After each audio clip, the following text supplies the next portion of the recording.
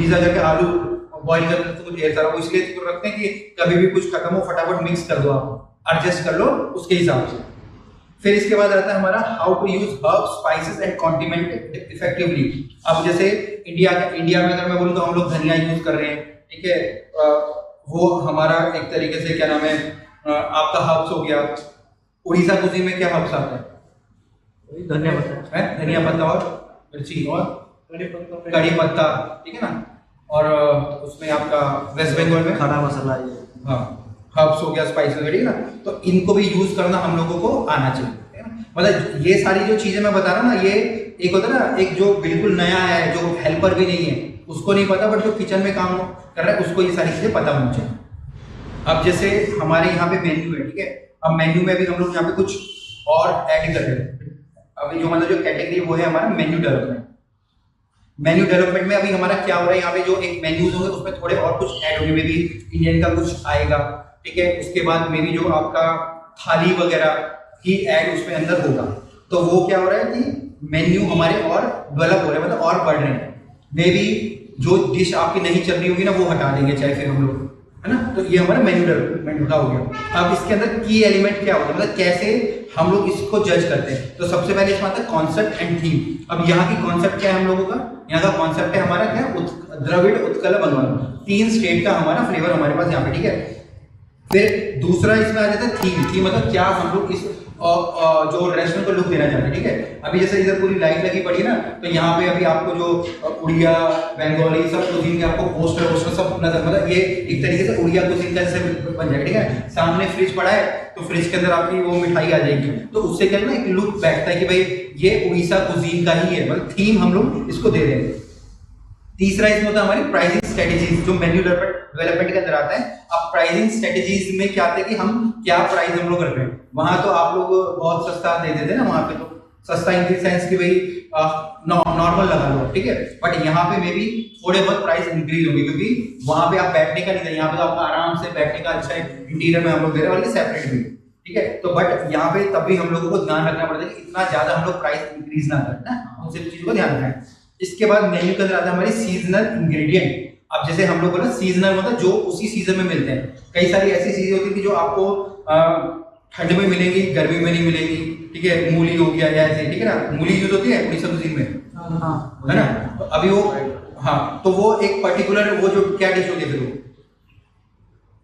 क्या वो फ्राई करते हैं सर। अच्छा। आलू के साथ फ्राई करते हैं। अच्छा। और इमली डाल के चटपटा सा बनता है डिश। ओके, ठीक है। अब वो सिर्फ कब बना सकते हैं हम लोग, जब वो मूली होती है, ठीक है। तो उस मेन्यू को आप पूरे साल भर नहीं चला सकते, है ना। तो सीजनल इंग्रेडिएंट की अवेलेबिलिटी भी वहां पे फिर हमारे को ध्यान में रखनी पड़ती है।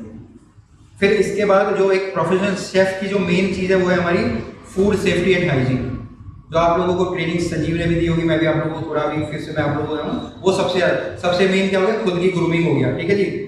अब अपनी पर्सनल हाइजीन में क्या क्या हो गया, बाल काटना हो गया, शेव करना हो गया, टोपी पहनना हो गया, ठीक है, नाखून काटना हो गया, रोज नहाना हो गया। आज वैसे भी आप लोग लेट आए हुए हैं, बोले नहा के आ रहे, ठीक है, गुड, अच्छी बात है ना।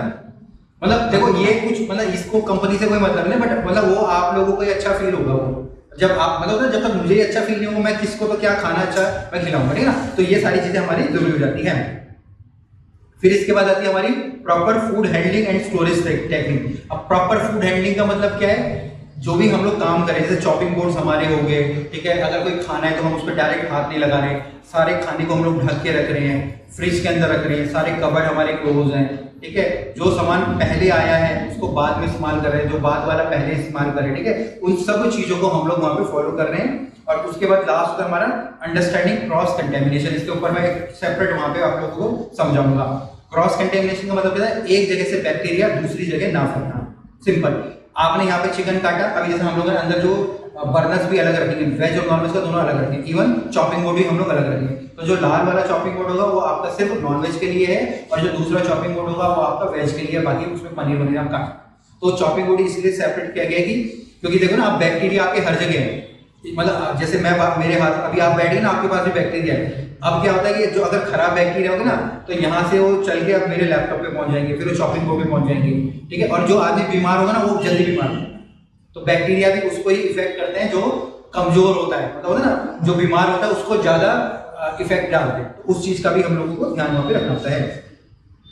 इसके बाद है आपके किचन इक्विपमेंट्स एंड टूल्स। अब किचन इक्विपमेंट्स के अंदर हमारे क्या क्या है, हमारे यहाँ पे overall of essential kitchen equipments, जैसे अभी हमारे यहाँ पे मिक्सी हमारे पास रखी पड़ी है, माइक्रोवेव हमारे पास है, तंदूर हमारे पास है, बर्नर्स है हमारे पास, ये इवन डक्टिंग जो डक्टिंग है हमारे पास, ठीक है, नाइफ है, चॉपिंग बोर्ड है, फिर ठीक है, ये सारे हमारे इक्विपमेंट है। फिर है safe and efficient usage of tool.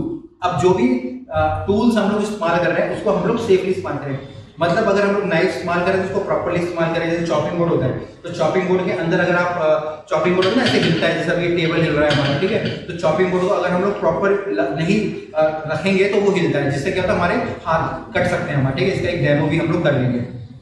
तो कुछ भी ऐसे सार प्रोजेक्ट, जैसे मिक्सी हो गया हमारा, तो मिक्सी में क्या करते हैं ना हम लोग प्लग लगा देते हैं, ठीक है, फिर क्या करते हैं उसको बंद नहीं करते और लगा रहता है वो, फिर कभी भी ऑन कर देते हैं, तो उससे क्या होता है अगर कुछ गर्म होगा तो ऊपर एकदम आता है, तो आपका मुंह जल सकता है, हाथ कट सकता है, ठीक है, या नाइफ को आपने चॉपिंग आपकी सिंक में ऐसे डाल दिया तो इनका हाथ कट सकता है, कोई उसमें पानी भर दिया और नाइफ छोड़ दिया, तो ये सारी चीजें होती है कि हमको सेफली उनको यूज करना होता है। फिर है इंपॉर्टेंस ऑफ इक्विपमेंट मेंटेनेंस। अब जो भी सामान हमारे पास है, चाहे नाइफ है, चाहे चॉपिंग बोर्ड है, चाहे मिक्सर है, ओवन है, आपका वो वेट ग्राइंडर है, ठीक है, कुछ भी इक्विपमेंट है उसको हमको मेंटेन करना है। मेंटेन का मतलब है उसको प्रॉपर्ली क्लीन करना है, फ्रीज हो गए, डीप फ्रीज हो गए, और उनका टेम्परेचर हमको मेंटेन करना है। अगर उसके अंदर टेम्परेचर हमारा है, अगर हम उनको प्रॉपर्ली क्लीन करेंगे, उनका टेम्परेचर मेंटेन करेंगे तो वो लंबे समय तक चलेगा, नहीं तो वो क्या होगा, वो हमारा खराब हमारा हो जाएगा। इसके बाद जो एक शेफ है या किचन सोल्जर है भैया, उसका जो नेक्स्ट काम है वो है हमारी प्लेटिंग एंड प्रेजेंटेशन। जो भी खाना आपके बाहर जा रहा है, ठीक है, वो अच्छा होना चाहिए देखने में। अब इसके अंदर हमारे कुछ पॉइंट्स हैं। पहला है हमारा techniques for visually appearing plating, मतलब जो भी खाना बाहर जा रहा है देखने में हमारा अच्छा होना चाहिए। जैसे अभी आप यहाँ पे भी हम लोग समोसा हम लोग दे रहे हैं, ठीक है, वहाँ तो हम लोग कुछ भी दे रहे हैं, तो यहाँ पे कोशिश करेंगे कुछ प्लेटिंग के साथ हैं ताकि जो बाहर आए उसको देखने में अच्छा लगे। क्योंकि आजकल सब लोग फोटो खींच के डाल देते हैं इंस्टाग्राम में, ये तो वो क्या होता है देखने में अच्छा लगता है। तो वो भी एक शेफ का काम होता है किस तरीके से वो प्लेटिंग को अच्छे से अच्छा बनाए। इसके बाद प्लेटिंग के अंदर ही आता था हमारा understanding colour, texture and composition. Colour, texture and composition, जब आप एक प्लेट बना रहे हैं तो उसमें अलग अलग, समोसे का कलर अलग है, चटनी का अलग कलर अलग है, उसमें अगर आप कुछ सलाद दे रहे हो उसका कलर अलग है, तो ऐसा भी नहीं होना चाहिए सबका सब एक ही जैसा है, ठीक है। समोसा में भी ब्राउन कलर का है या गोल्डन ब्राउन है, चटनी भी गोल्डन ब्राउन है, सलाद भी गोल्डन ब्राउन, तो क्या होगा वो देखने में अच्छा लगेगा, कोई फोटो खींचने। तो वही क्या होगा कि हमको अलग अलग टाइप के कलर हमारी प्लेटिंग में हो जाए। जितने ज्यादा कलर होंगे उतना अच्छा होता है, जितने ज्यादा टेक्सचर होंगे। जैसे टेक्सचर का मतलब होता है जैसे समोसा क्रिस्प होता है, ठीक है, चटनी लिक्विड होती है, पापड़ क्रिस्प होता है, ठीक है, और अगर मैं रसगुल्ला दे रहा हूँ तो स्पॉन्जी होगा, ठीक है, तो ये अलग अलग टेक्सचर होता है।